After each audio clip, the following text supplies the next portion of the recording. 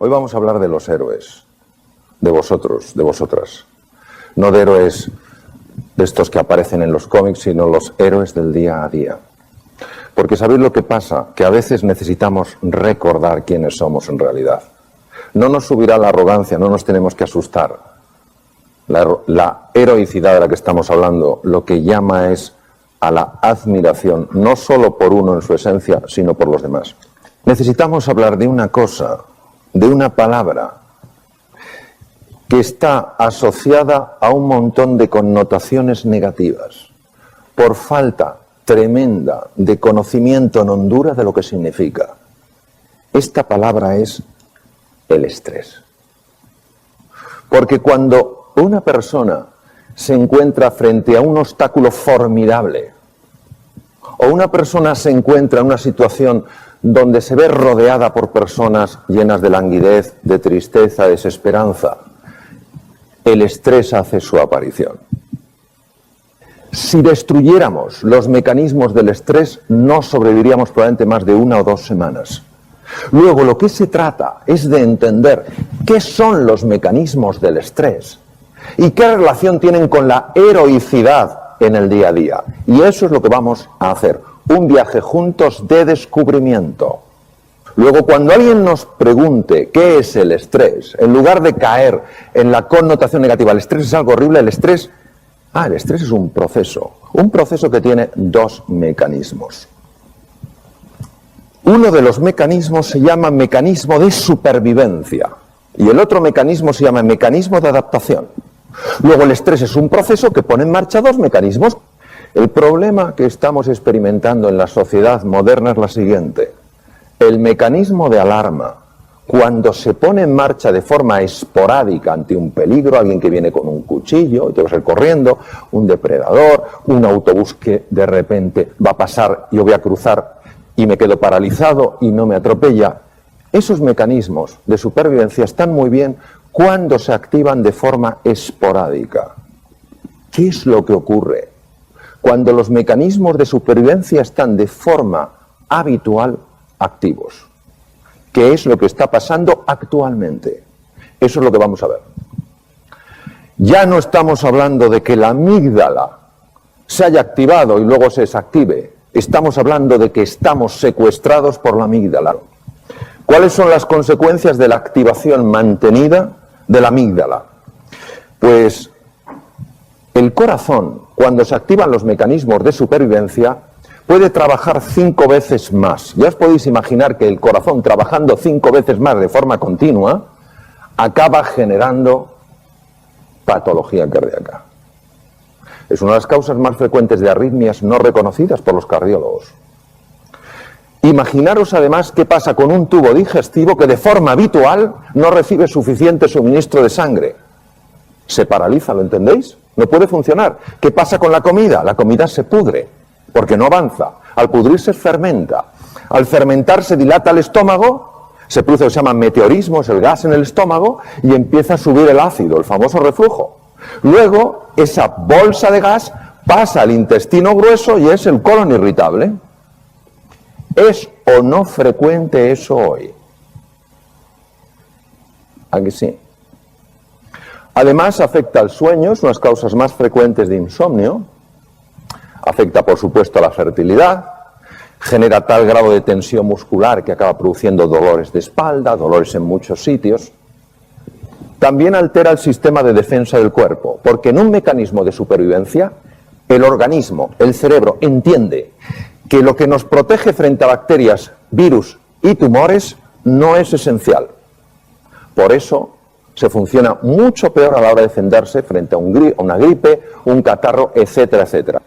Tener activado de forma habitual el mecanismo de supervivencia no solamente genera todos estos problemas incómodos del tubo digestivo, no solamente nos acatarramos con más frecuencia, cogemos gripes con más facilidad, dormimos menos, etcétera, etcétera, sino que también tiene la capacidad de afectar a la genética. Afortunadamente tenemos también otros mecanismos de adaptación.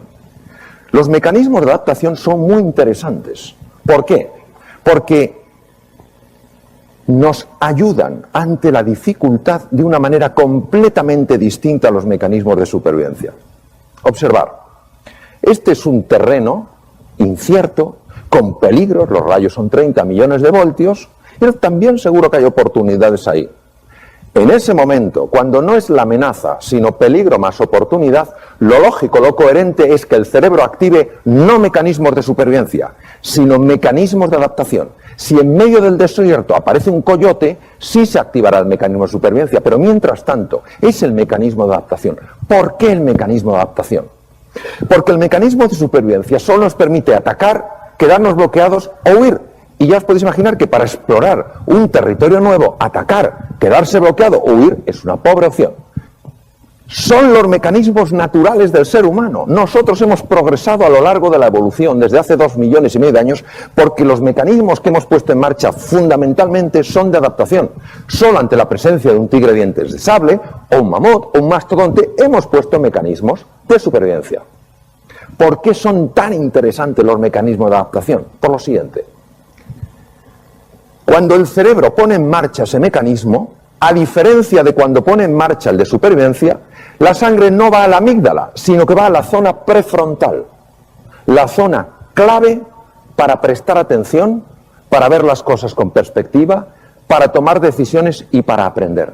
Además, da una orden para que células madre situadas en las cavidades cerebrales empiecen a convertirse en neuronas, y esto se ha probado en adulto.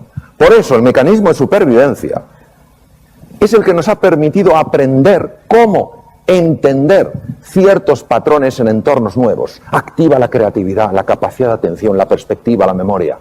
¿Por qué el ser humano moderno tiene de forma habitual, y esto es una cosa súper constatada desde el punto de vista médico, ¿por qué tiene activado de forma habitual sus mecanismos de supervivencia?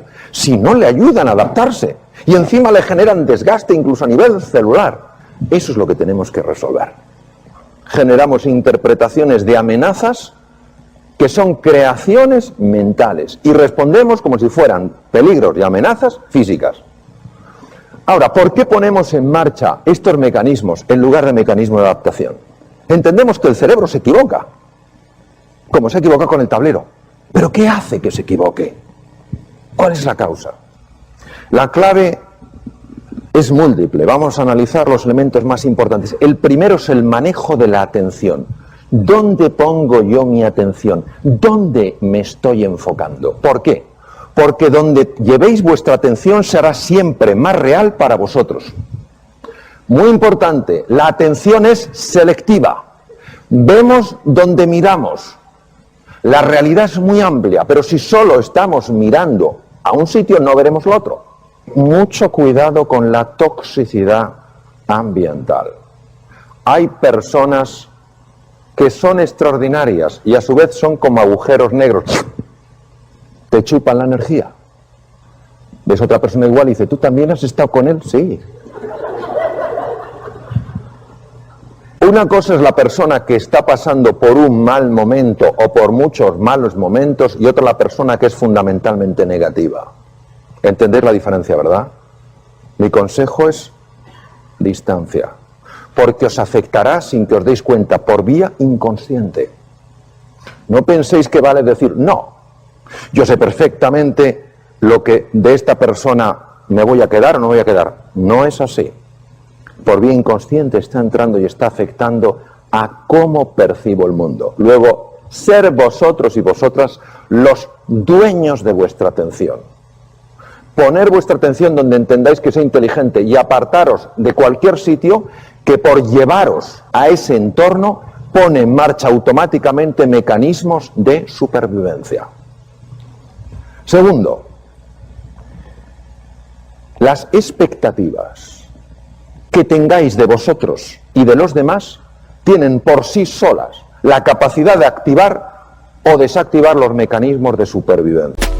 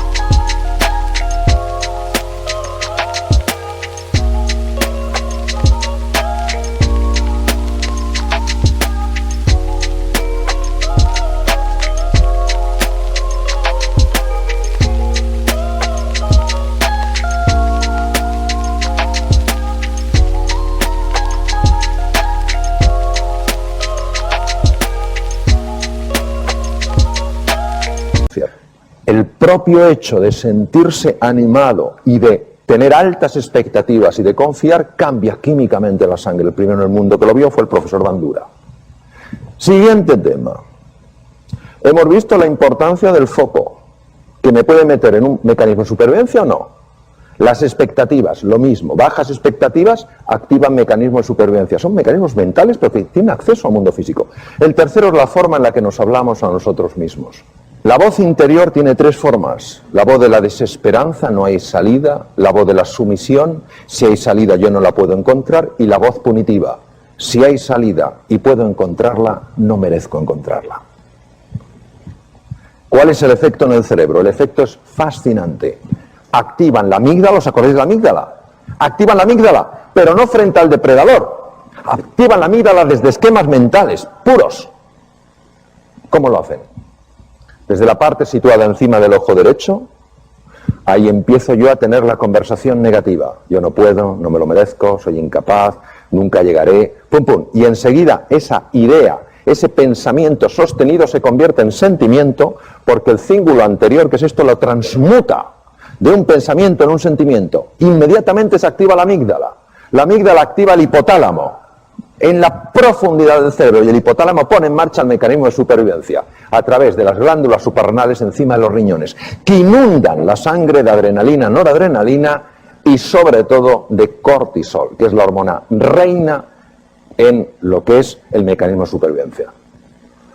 Claro, todo eso hace que mi cerebro entre en un mecanismo de ataque, huida o bloqueo, que no me sirve para adaptarme en un mundo que está exigiendo de mí claridad mental y capacidad de aprender.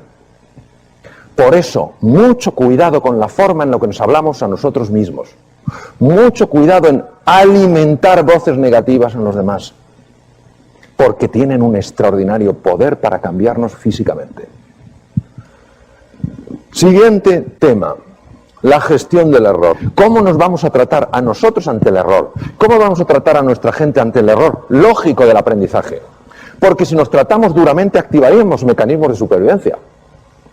Si entendemos que es parte del proceso y que necesitamos aprender un camino nuevo para progresar, no activaremos los mecanismos de supervivencia. Ojo, porque somos muy duros con nosotros mismos. Y las heridas que nos hacemos en el corazón y las heridas que facilitamos que a veces otros se hagan, cuesta mucho esfuerzo y mucho trabajo reparar.